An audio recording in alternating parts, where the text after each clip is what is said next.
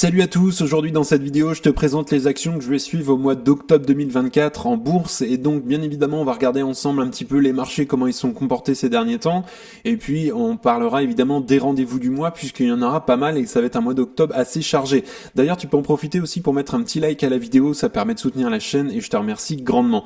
Alors quelques petits rappels que j'aime faire en début de ces vidéos là, eh bien je ne fais pas une analyse complète, bien évidemment si tu souhaites aller un petit peu plus loin, il y a des vidéos par action justement sur la chaîne. J'explique vraiment simplement mes achats pour le mois d'octobre 2024 et comme d'habitude je le rappelle, mais je défends ici l'investissement long terme, donc je ne fais pas du tout de trading sur la chaîne notamment. Et puis je le rappelle aussi, mais je ne donne pas du tout de conseils en investissement. C'est hyper important que tu ailles faire tes propres recherches, tes propres analyses si tu souhaites investir sur les entreprises notamment que je vais parler dans cette vidéo. Alors si on regarde bien les marchés, notamment la courbe rose, donc qui représente les 8 mégacaps, c'est-à-dire Alphabet, Amazon, Apple, Meta, Microsoft, Netflix, Nvidia et Tesla, eh bien on s'aperçoit que cette courbe est là, le forward PE est entre 28 et 30, donc ce qui suggère quand même qu'on a un marché qui est quand même assez cher aujourd'hui par rapport à ce qu'on a pu connaître auparavant. Il y a quelques années d'ailleurs, on était plutôt autour de 20, et donc aujourd'hui on a quand même un marché qui est assez haut et assez cher quelque part, et parfois on peut avoir des opportunités qu'on a du mal à trouver, donc il faut fouiller un petit peu en ce moment dans le marché. Et donc si on regarde l'état du S&P 500 aujourd'hui, on est à 5762 points à peu près environ, et donc on est vraiment à un point le plus haut, c'est historique. Et si on regarde surtout depuis le début de l'année 2024, depuis janvier, on s'aperçoit que globalement le S&P 500 a fait une belle performance voilà sur quelques mois, et donc on a eu quelques corrections notamment en avril, on a eu une correction en juillet notamment début août surtout puisqu'on a eu notre lundi noir, justement on était descendu, on avait pas mal corrigé à 5150 points à peu près, on était reparti, on avait recorrigé début septembre et on est quand même bien reparti, et aujourd'hui on a un point vraiment assez haut et on a un marché qui est quand même assez cher, et je comprends aussi que parfois on a du mal à trouver des opportunités, et donc évidemment, il faut fouiller un petit peu en bourse. Alors, la bonne nouvelle qu'on a eue notamment le 18 septembre, c'est que lorsque Jérôme Powell a annoncé justement la baisse des taux d'intérêt aux États-Unis, donc une baisse de 50 points. Et évidemment, alors ça va pas être pour octobre, mais on va peut-être avoir un marché qui va être assez volatile en octobre, et puis donc en novembre, donc vraiment début novembre, on aura le 6 et le 7 novembre, le prochain rendez-vous de la Fed, et donc là, logiquement, on va avoir aussi une nouvelle baisse des taux d'intérêt. Maintenant, je pense que ça penche plus sur du 50 points, vu comment ils l'ont annoncé la dernière fois le 18 septembre sur les futures baisses des taux d'intérêt. Donc évidemment il va falloir suivre un petit peu tout ça, et évidemment ça permet en ce moment de lâcher un peu de lest sur l'économie américaine, cette baisse des taux d'intérêt qu'on a eu notamment le 18 septembre dernier. Alors si on regardait bien les rendez-vous du mois, notamment on va voir les résultats trimestriels qui vont arriver, et donc on en aura pas mal notamment sur la période fin octobre, et donc ça va commencer à peu près la deuxième semaine d'octobre. Là justement on va voir quelques résultats, notamment le mercredi 16 où on aura Tesla, le jeudi 17 on aura Netflix, on aura aussi en même temps les taux d'intérêt en Europe. On aura également d'autres données sur l'inflation en Europe, donc voilà. Et puis effectivement là ça va commencer assez fort, ça va être la troisième semaine d'octobre où justement à partir du mardi 22 on va avoir notamment Microsoft, Google, Visa, Enphase qui vont annoncer leurs résultats. Donc là je vais suivre évidemment. On aura également Coca-Cola le 23, on aura également le 24 justement Amazon, TSMC, Mastercard également ce soir-là. Et puis on aura aussi la dernière semaine d'octobre où on aura d'autres résultats comme AMD, Pfizer, on aura le mercredi 30 Meta également. Donc voilà, on aura vraiment pas mal de résultats à partir de la deuxième, troisième semaine d'octobre. Ça va être les résultats trimestriels, donc ça va être un mois assez chargé justement, et on pourrait avoir justement de la volatilité en bourse. Et donc si on regarde un petit peu quelques indicateurs de ces derniers temps en termes de taux d'intérêt notamment et d'inflation pour savoir où on en est aux États-Unis, eh bien en termes d'inflation déjà dans un premier temps on voit les effets clairs et nets de la politique des États-Unis aujourd'hui, puisque on a eu une belle baisse de l'inflation aux États-Unis où on a eu notamment en août une inflation à 2,5 qui est ressortie, une estimation pour de décembre 2024 à 2,3, et on reviendrait sur un objectif, je le rappelle, de la Fed à 2% justement d'inflation en mars 2025, donc on espère vraiment qu'on y arrivera d'ici cette échéance. Et donc si on regarde en termes de taux d'intérêt, eh bien on a eu justement cette baisse des taux d'intérêt, donc de 50 points le 18 18 septembre, on est passé donc de 5,5 points à 5%. Et donc on a une future estimation de baisse des taux d'intérêt à 4,5% d'ici la fin de l'année. Donc on aura encore une baisse justement des 50 points pour retomber à 4,5 fin 2024. Et après peut-être qu'on aurait justement des baisses plus modérées pour l'année 2025. Voilà, donc évidemment ça sera à suivre les prochaines conférences de Jérôme Powell.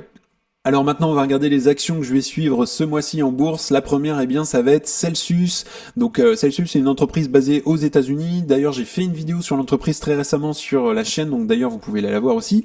Et donc c'est une entreprise qui fabrique voilà des boissons énergisantes, mais plutôt axées sur l'aspect bien-être, santé, voilà, sans colorant artificiel. Et donc j'ai rentré très récemment l'entreprise en portefeuille autour de mon prix d'achat qui est à 31 $. Donc on voit clairement que l'entreprise a énormément corrigé par rapport à son point le plus haut qu'elle a eu d'ailleurs au mois de juin, fin mai, d'ailleurs début juin, autour des 96 $. Donc depuis ce temps-là, eh bien, elle ne fait que corriger et elle corrige très très fortement et elle traîne autour des 30 $ depuis on va dire un bon mois. Et donc moi c'est un bon point d'achat en ce moment, elle est autour des 31 $. Alors si on regarde un petit peu, eh bien sa valorisation un petit peu en ce moment. Donc voilà, elle a un PI de 26 à l'heure actuelle.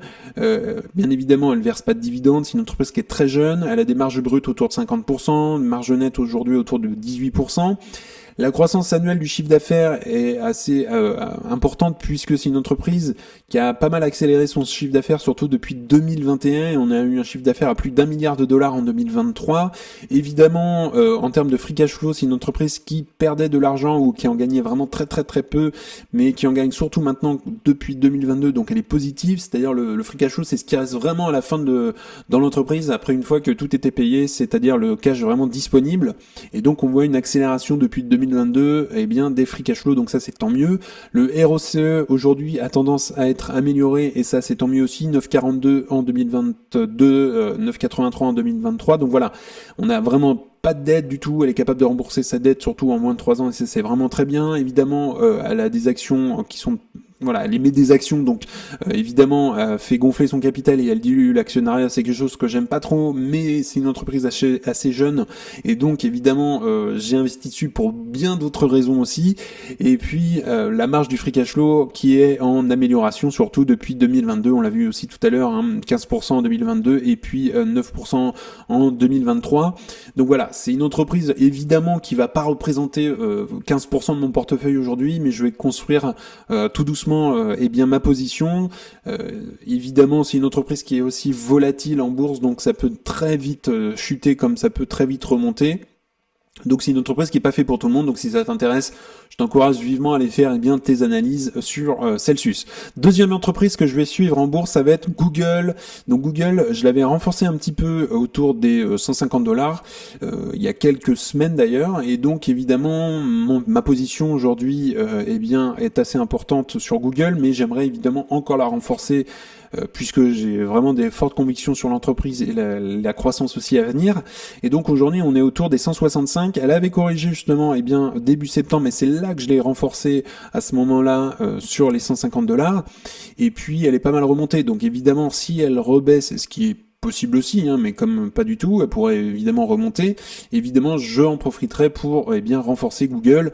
Google, c'est vraiment une entreprise que j'aime beaucoup. Si on regarde un petit peu en termes de qualité, on a un chiffre d'affaires qui croît en moyenne de 17% par an, des free cash flow en moyenne de 25% par an, un très bon ROCE établi aujourd'hui à 18%. Elle peut rembourser évidemment sa dette très rapidement. Google aujourd'hui, en moins de 3 ans, elle rachète ses actions. Donc ça c'est vraiment très bien aussi. Ça fait évidemment beaucoup plus de cash en définitive pour les actionnaires. Et puis aussi la marge du free cash flow qui est assez exceptionnelle à 22% par an. 22% aujourd'hui, hein, c'est une moyenne sur 5 ans. Donc voilà, c'est une entreprise que j'aime, qui est bien gérée, qui génère du cash, qui est du cash aussi, qui est en croissance. Donc voilà, grosse conviction sur Google. Donc évidemment, je vais la suivre ce mois-ci. Et puis je la renforcerai évidemment si elle va sous les 150 $ ou si elle atteint les 150 $. Troisième action que je vais suivre pour le mois d'octobre, ça va être Visa. Donc Visa, c'est une action de qualité que j'ai renforcée, que j'ai acheté surtout plutôt au mois d'août 2024, où elle avait atteint justement mon prix autour des 250 $. Donc évidemment, aujourd'hui, on n'y est pas du tout. Alors elle a pas mal corrigé, puisque il y a eu un petit peu de remous en termes de d'actualité en ce moment sur Visa. On a eu voilà un procès qui est lancé à Visa par les États-Unis notamment sur voilà le monopole. Donc bon, ça a peu d'importance pour moi très honnêtement. Et donc si on regarde sa performance, elle a énormément remonté d'ailleurs à un point assez haut qu'elle avait eu d'ailleurs en mois d'avril à peu près autour des 290 $. Et donc là, elle a fortement recorrigé pour atteindre les 270 $ à peu près. Donc évidemment, si elle continue sa correction autour des 250 ici, j'en profiterai pour renforcer ma position sur Visa. Visa, si on regarde un petit peu en termes de qualité, eh bien c'est une entreprise quand même qui est vraiment bien gérée, je trouve, et donc qui génère du cash. En général, on a une croissance du chiffre d'affaires autour des 10% par an. Les free cash flow, c'est pareil, qui croît en moyenne de 10% par an. On a un très bon ROCE autour des 22%. Elle peut rembourser sa dette surtout en moins de 3 ans. Les actions en termes les actions en circulation aujourd'hui, eh bien, on voit très clairement que Visa rachète ses actions au fur et à mesure, en moyenne de 10% ces 5 dernières années. Et puis, une énorme marge du free cash flow quand même, qui est de 55%. On a des free cash flow qui tendent à croître, et donc ça, c'est vraiment assez exceptionnel, cette gestion de Visa. Donc voilà, troisième action que j'aimerais renforcer sur les 250 $. Alors quatrième action, eh bien c'est Enphase, donc je vais pas en parler trop longtemps puisque ça fait un petit moment que j'en parle aussi sur la chaîne. Si on regarde eh bien sa performance boursière, on voit globalement que Enphase fait yo-yo en bourse. Depuis le début de l'année, on a eu quand même un point le plus haut à 140 $ début juin. Il faut quand même le signaler, elle est descendue à la fin du mois à 95 $.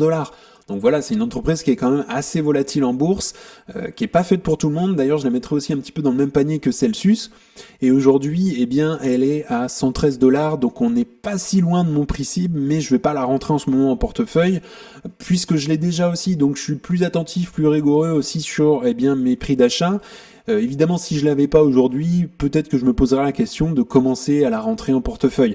Alors, si on regarde en termes de qualité, Enphase, c'est une entreprise qui a eu une belle croissance du chiffre d'affaires ces dernières années, une belle explosion surtout en 2022, et voilà, elle est quand même en 2023 à plus de 2 milliards de chiffre d'affaires. On a une belle croissance des free cash flow, notamment à partir de 2022, mais elle est surtout en positif depuis 2018. Avant, elle gagnait pas d'argent, ou voire très peu, elle en perdait même. Et si on regarde le ROCE aujourd'hui, eh bien il a tendance à s'améliorer. Donc on a une belle allocation du capital. Aujourd'hui 2023, on est à 20%, donc une moyenne sur 5 ans à 24%. Pas de problème de dette. Eh bien, c'est-à-dire que Enphase peut rembourser sa dette à peu près en 3 ans et demi, donc ça reste acceptable. Voilà, le point rouge, on pourrait dire un petit peu, c'est la dilution des actionnaires, donc le gonflement du capital. Même si on observe quand même depuis 2020 qu'il a tendance à stagner, voilà, il n'y a pas de nouvelles émissions d'actions, ou alors très peu. Et puis on a une marge de free cash flow quand même qui est à 24% en moyenne sur 5 ans, donc voilà, on a quand même une belle gestion, une belle croissance aussi du cash, et donc c'est une entreprise qui a encore de la croissance à venir, et c'est pour ça que j'investis aussi dans l'entreprise. Alors cinquième et dernier achat du mois, c'est l'ETF S&P 500 de chez Vanguard, donc le ticker c'est VUSA. Je le rappelle que ça fait partie de ma stratégie, donc de m'exposer sur les 500 plus grandes entreprises du marché américain. J'achète en DCA vraiment sans me poser de questions sur le prix, et donc si on regarde un petit peu la performance du S&P 500, on voit que globalement sur le long terme, eh bien ça paye. On a un S&P 500, on a un marché qui croît. Alors évidemment sur le court terme, ça fait beaucoup plus yo-yo en bourse, et c'est tout à fait normal. Et ce qui fait la différence, eh bien c'est le long terme. Si on regarde là ce petit tableau du S&P 500, donc sur la performance 1926-2020, on voit que globalement, si on investit eh bien sur l'ETF, eh bien sur une journée, on a 56% de chance d'être positif. Au bout de 5 ans, déjà, on passe à 88% de chance d'être positif en ayant investi sur les 500 plus grandes entreprises du marché américain. Et au bout de 20 ans, eh bien, on est quand même à 100%. Donc voilà, ce qui fait la différence, c'est eh bien le long terme. Donc voilà. J'investis tous les mois, je me pose vraiment pas de questions, ça me permet aussi d'équilibrer mon portefeuille et puis le ratio risque également. Alors pour terminer, n'hésite pas à partager en commentaire eh bien les actions que tu es en train de regarder en ce moment. Si tu as des actions également à me suggérer, je pourrais les regarder, les analyser, pourquoi pas d'ailleurs en faire une vidéo. Également, si tu souhaites aller plus loin, accéder à ma watchlist avec les objectifs de prix, tu as le premier lien en description. Et également, si tu souhaites accéder à FastGraph, c'est le site que j'utilise pour analyser les actions, eh bien tu as 25% de réduction lorsque tu t'inscris. Donc le lien est également dans la description. En tout cas, on en a fini pour aujourd'hui. N'hésite pas à liker la vidéo, à t'abonner, ça fera grandir la communauté et puis ça me soutient également. Si tu souhaites regarder un autre épisode, tu peux cliquer juste ici. En tout cas, je te souhaite une excellente journée et à bientôt pour une prochaine vidéo. Salut!